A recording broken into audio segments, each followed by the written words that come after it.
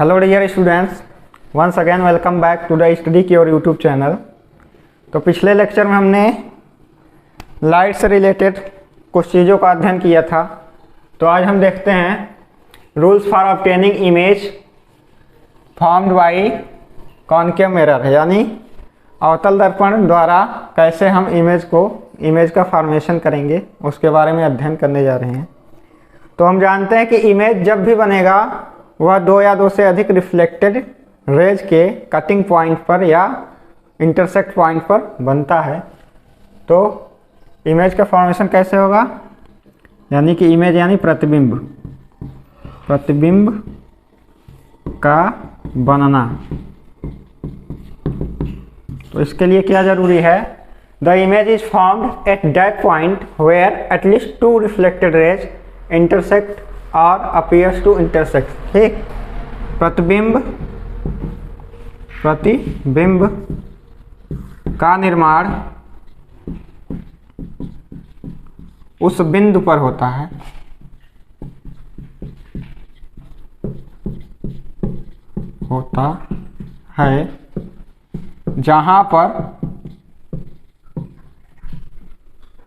जहां पर कम से कम दो परावर्तित किरणें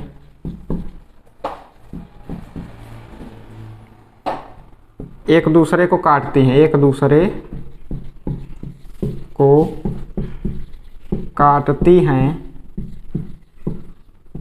या काटती हुई प्रतीत होती है।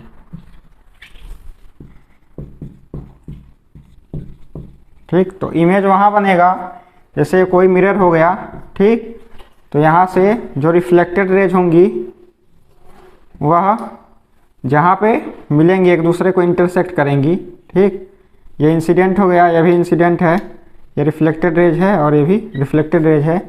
तो अगर यह इस पॉइंट पर काट रहा है तो इमेज का फॉर्मेशन इस पॉइंट पर होगा। ठीक, अगर इस पॉइंट पर काट रहा है तो इमेज का फॉर्मेशन इस पॉइंट पर हो जाएगा। ठीक, तो इमेज का फॉर्मेशन इस पॉइंट पर हो जाएगा। तो कुल मिलाकर हमें क्या करना है, जो परावर्तित किरणें हैं वे एक दूसरे को जिस पॉइंट पर भी काटेंगी उस पॉइंट को हम क्या मान लेंगे, प्रतिबिंब मान लेंगे। तो इसका उपयोग हमें करना है। तो पहला नियम देखते हैं जो कि इमेज फॉर्मेशन में हमारा मदद करेगा। तो मेन तो यही है कि प्रतिबिंब का निर्माण उस बिंदु पर होगा जहां पर दो या दो से अधिक, तो एटलीस्ट या कम से कम दो परावर्तित किरणें एक दूसरे को काटें। तो अब प्रतिबिंब बनाने के लिए हम पहला नियम देखते हैं कि क्या है। तो पहला नियम कहता है, नियम 1, A ray of light which is parallel to the principal axis of a concave mirror passes through its focus after reflection from the mirror। यानी कि कॉनकेव मिरर या अवतल दर्पण में अगर कोई लाइट प्रिंसिपल एक्सिस या मुख्य अक्ष के समानांतर आ रही है तो वह दर्पण से परावर्तन के पश्चात फोकस से होकर जाएगी। ठीक, तो अब देख लेते हैं यहाँ पे पहले इमेज। एक हमने ले लिया क्या, कॉनकेव मिरर, एक कॉनकेव मिरर ले लिया हमने। तो कॉनकेव मिरर जिस गोले का हिस्सा होगा, जिस कांच के गोले का एक पार्ट होगा, ठीक, जिस हॉलो स्फीयर ऑफ ग्लास का पार्ट होगा उसके सेंटर को क्या बोलेंगे, सेंटर ऑफ कर्वेचर बोलेंगे, सी से डिनोट करेंगे। ठीक, और मिरर के जो मिडिल पॉइंट होगा या सेंटर पॉइंट होगा उसको बोलते हैं पोल, पी से डिनोट करते हैं। ठीक, अब प्रिंसिपल एक्सिस क्या होता है, जो सेंटर ऑफ कर्वेचर और पोल से होकर लाइन जाती है उसको बोलते हैं क्या, प्रिंसिपल एक्सिस या मुख्य अक्ष। ये हमारा मुख्य अक्ष हो गया। ठीक, अब हमें लाना है कोई लाइट रेज, वो कैसे लाना है, parallel to the principal axis, यानी मुख्य अक्ष के समानांतर इंसिडेंट करना है। तो हमने मुख्य अक्ष के समानांतर एक लाइट इंसिडेंट किया। ठीक, ये उसके बाद कह रहा है कि ये जो होगा वह passes through focus of the reflection. तो क्या होगा, यह रिफ्लेक्शन के बाद कहाँ जाएगा, फोकस से होकर जाएगा। और हम जानते हैं कि सी और पी के बीच की दूरी क्या होती है, सी और पी के बीच की दूरी रेडियस ऑफ कर्वेचर होती है, कैपिटल आर। ठीक, और हमने पिछले लेक्चर में एफ और आर के बीच में संबंध देखा था कि एफ जो होता है वह आर का आधा होता है, यानी रेडियस ऑफ कर्वेचर का आधा भाग जो होगा वह क्या कहलाएगा, फोकस कहलाएगा। तो ये फोकस हो जाएगा, इन दोनों का मिडिल पॉइंट जो हो जाएगा वह फोकस हो जाएगा, यानी इसका आधा भाग, सी और पी के बीच का आधा भाग फोकस हो जाएगा। अब लाइट रेज क्या होगी, आफ्टर रिफ्लेक्शन कहाँ जाएगी, फोकस से होकर जाती है।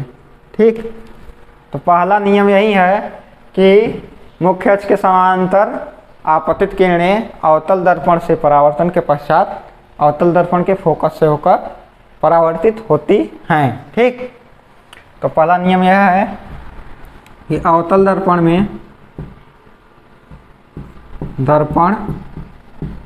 में मुख्य अक्ष के समानांतर, मुख्य अक्ष के समानांतर आपतित प्रकाश किरणें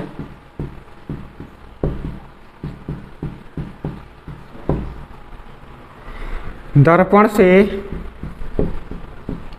परावर्तन के पश्चात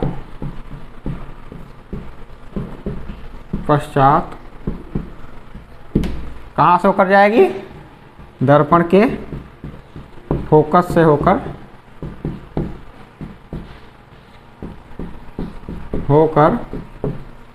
पास होती है या जाती है।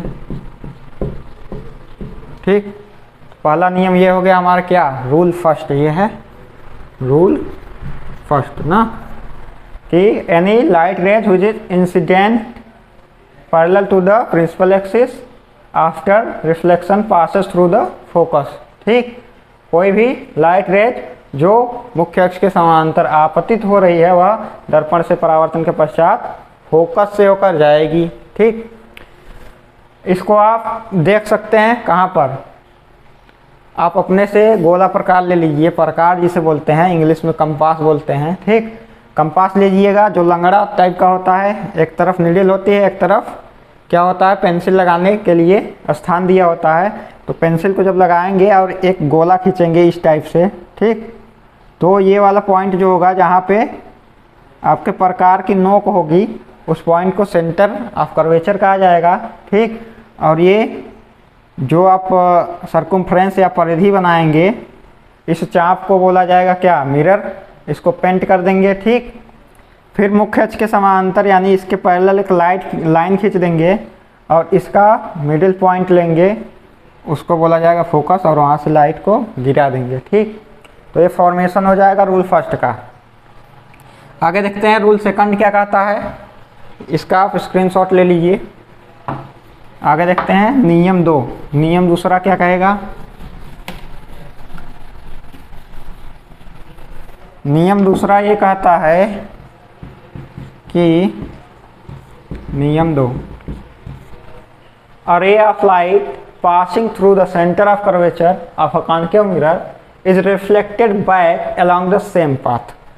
यानी कि अगर कोई लाइट रेज क्या है, सेंटर ऑफ कर्वेचर से इंसिडेंट हो रही है तो रिफ्लेक्शन भी उसका कहाँ से होगा, सेंटर से ही रिफ्लेक्शन हो जाएगा, यानी उसी मार्ग पर वह वापस आ जाता है। ठीक, तो हमने क्या किया, इसका इमेज फॉर्म करते हैं। ये हमने ले लिया क्या, इस टाइप से प्रकार की सहायता से खींच लिया। तो यहाँ पे जो पॉइंट मिलेगा उसको क्या बोलते हैं, सेंटर ऑफ कर्वेचर या वक्रता केंद्र। ठीक, फिर इसका मिडिल पॉइंट क्या हो जाएगा, इसको हमने सिल्वर से पेंट कर दिया, फिर इसका मिडिल पॉइंट क्या हो जाएगा, पोल हो जाएगा। ठीक, अब सेंटर और पोल से होकर जाती हुई रेखा क्या कहलाएगी, प्रिंसिपल एक्सिस या मुख्य अक्ष। ठीक, सी और पी का मिडिल पॉइंट जो होगा वह आर का आधा होगा। ठीक, तो आर का आधा क्या होता है, एफ होता है। ठीक, तो एफ हो गया हमारा। अब क्या कह रहा है कि जो लाइट की किरणें कहाँ से आती हैं, सेंटर ऑफ कर्वेचर से होकर जाती हैं, वो किरणें क्या होंगी, उसी मार्ग पर वापस चली जाती हैं। ठीक, अगर कोई लाइट रेज यहाँ कोई क्या रखा है, ऑब्जेक्ट रखा हुआ है, और यहाँ से कोई लाइट रेज क्या कर रही है, सेंटर ऑफ कर्वेचर से होकर आपतित हो रही है, तो वह क्या होता है, अगर यहाँ से इंसिडेंट हो रही है तो इसी रास्ते पर क्या होता है, रिफ्लेक्ट हो जाता है। ठीक, तो ये हमारा दूसरा नियम हो गया। क्या हो गया कि अवतल दर्पण में आपतित प्रकाश किरण जो वक्रता केंद्र यानी C से होकर जाती है,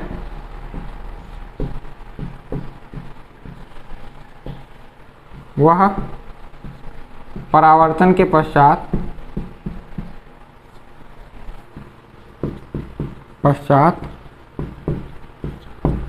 उसी मार्ग पर वापस लौट आती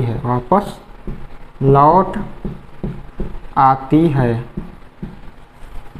ठीक, दूसरा नियम ये हो गया कि लाइट रेज जो C से इंसिडेंट होगी वह रिफ्लेक्शन के बाद क्या होगी, C से ही बैक हो जाएगी। ठीक, वापस आ जाएगी।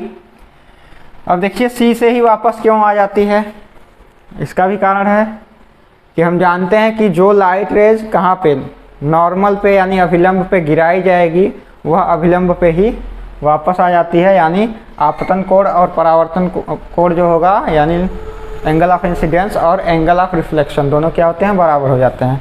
अब यहाँ पे देखिए इस चीज़ को क्या कहेंगे, अगर यहाँ पे हम कोई टेंजेंट लाइन खींच दें या स्पर्श रेखा खींच दें तो क्या होगा, ये C से होकर जाने वाली C और इस सर्किल, मान लीजिए एक सर्किल होगा तो सर्किल की परिधि यानी सर्कमफ्रेंस और सेंटर से के बीच की दूरी क्या कहलाती है, रेडियस। और रेडियस क्या होता है, टेंजेंट पे हमेशा, स्पर्श रेखा पर हमेशा लंब होता है, यानी ये इसके ऊपर क्या हो जाएगा, अभिलंब हो जाएगा। तो हमें पता है कि अभिलंब से जो भी प्रकाश किरणें आपतित होंगी उसी मार्ग पर वापस आ जाती हैं। तो इसलिए C पर incident light rays after reflection passing through the C। ठीक, C से अगर कोई प्रकाश की किरण क्या हो रही है, आपतित हो रही है, तो वह उसी मार्ग पर वापस लौट आती है। तो ये दो नियम हो गए हमारे, आपको समझ में आया होगा। अब देखते हैं तीसरा नियम क्या कहता है। तीसरा नियम ये है कि rule number 3, a ray of light passing through the focus of a concave mirror becomes parallel to the principal axis after reflection। ठीक, कह रहा है कि अगर कोई प्रकाश की किरण क्या हो रही है, आपतित हो रही है, किससे, फोकस से होकर, तो वह परावर्तन के पश्चात कहाँ से जाएगी, मुख्य अक्ष के समानांतर हो जाएगी। तो हमारा ये मिडिल पॉइंट पोल हो जाएगा। इसका जो जिस पॉइंट को हमने रेफरेंस मानकर लिया है, सर्किल खींचा था, उस पॉइंट को क्या बोलेंगे, C यानी वक्रता केंद्र बोलेंगे C।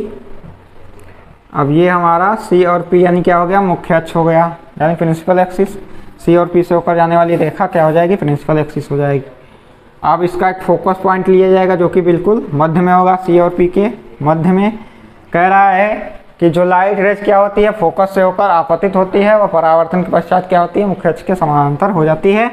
तो यहाँ से अगर हम कोई लाइट रेज, अगर यहाँ पे कोई ऑब्जेक्ट रखा हुआ है और यहाँ से क्या हो रही है, लाइट रेज इंसिडेंट हो रही है क्या, फोकस से होते हुई, तो ये क्या होती है कि यह मुख्य अक्ष के समानांतर हो जाती है, यानी इसके और इसके पैरेलल हो जाती है। इसको सीधा खींच लीजिए, तो ये हमारा हो गया प्रिंसिपल एक्सिस, और इसके समानांतर यानी पैरेलल में हो जाती है ना। अगर इसको AB नाम दे दिया जाए, इसको C नाम दे दिया जाए, ठीक, X ले लीजिए, कुछ भी ले लीजिए, तो ये क्या हो जाएगा, AB लाइन जो होगी इंसिडेंस हो रही है, वह BX जो होगा वह CP के पैरेलल हो जाएगा, यानी CP पैरेलल हो जाएगा XB के। ठीक, तो ये नियम थर्ड हो गया, rule number rule number 3। Rule number 3 क्या कहलाता है कि अवतल दर्पण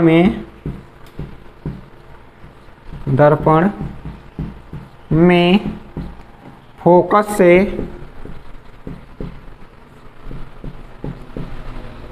से आपतित प्रकाश किरण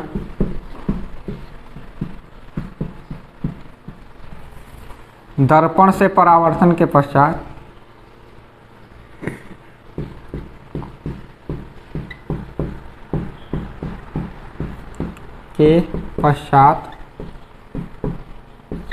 क्या होगी, मुख्य अक्ष के समांतर होकर जाती है। ठीक, तो तीसरा नियम यही है कि अगर कोई लाइट रेज फोकस से इंसिडेंट हो रही है तो आफ्टर रिफ्लेक्शन कहाँ से जाएगी, वह मुख्य अक्ष के समांतर हो जाएगी। ठीक, 3 नियम हो गए। और चौथा नियम देखते हैं हम क्या होगा। Rule number 4।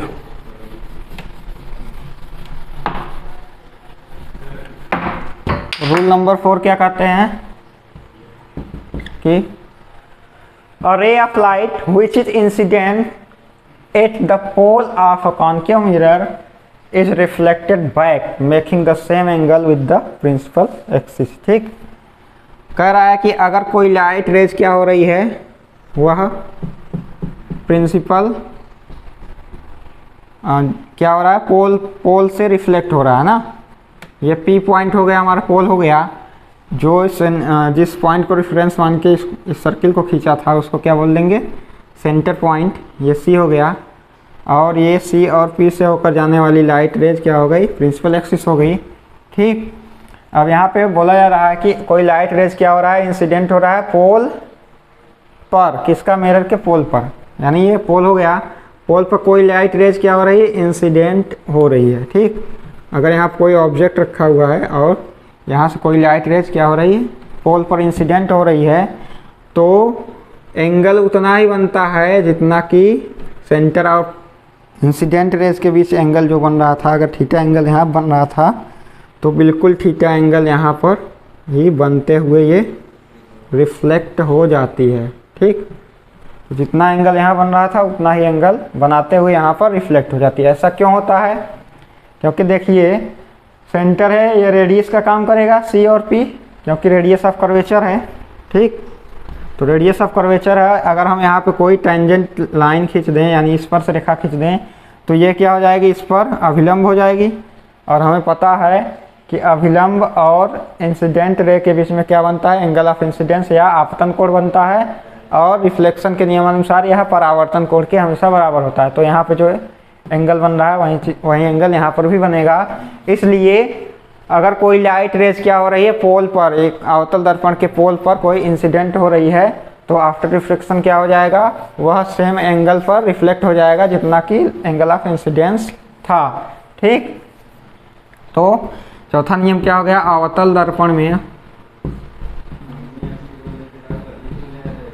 में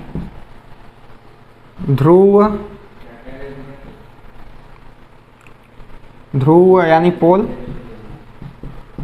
पर आपतित प्रकाश की किरण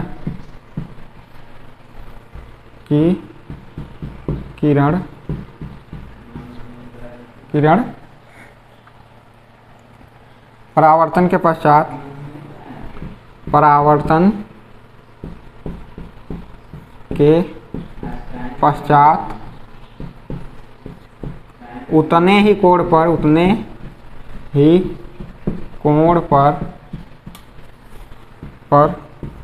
परावर्तित होती है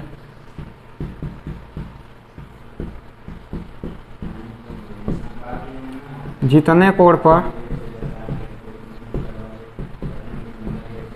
पर वह आपतित होती है।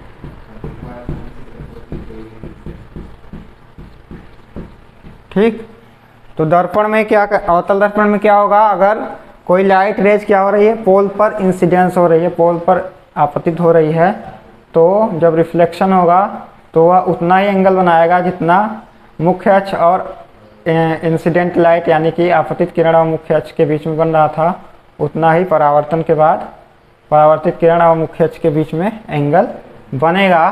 ठीक, तो हमने आज 4 नियमों का उल्लेख किया है यहाँ पर। पहला नियम क्या कह रहा था कि जब कोई लाइट रेज क्या होती है, मुख्य अक्ष के समानांतर आती है तो वह फोकस से होकर जाती है। दूसरा नियम ये कह रहा था कि जब कोई लाइट रेज सेंटर से आपतित होती है तो परावर्तन के बाद सेंटर से ही होकर जाती है। तीसरा नियम क्या था, फर्स्ट नियम का अपोजिट, यानी मुख्य अक्ष के पैरेलल फर्स्ट में आ रहा था, फोकस से होकर जा रहा था, तो थर्ड में क्या हो जाएगा, जो फोकस से आएगा वह मुख्य अक्ष के समानांतर यानी प्रिंसिपल एक्सिस के पैरेलल चला जाएगा। चौथा नियम यह कहता है कि जो लाइट रेज पोल पर आपतित होती हैं वह मुख्य अक्ष से उतना ही कोण बनाएंगी जितना आपतित होने के बाद बनी थी, उतना ही परावर्तित होने के बाद उतना ही एंगल बनाएंगी, यानी आपतन कोण और परावर्तन कोण दोनों क्या हो जाएंगे, बराबर हो जाएंगे। तो आज ये चारों नियम हमने देखा। इसका उपयोग हम कहाँ करेंगे, जब इमेज फॉर्मेशन करेंगे कॉन्केव मिरर में तो वहाँ पर इसका उपयोग होगा। तो इन चारों नियमों का उपयोग हम अगले सेशन में क्या करेंगे, अवतल दर्पण से जब इमेज का फॉर्मेशन करेंगे तो वहाँ पर करते हैं। तो उम्मीद करते हैं यह सेशन आपको पसंद आया होगा और समझ में आया होगा। मिलते हैं नेक्स्ट सेशन में, तब तक के लिए धन्यवाद।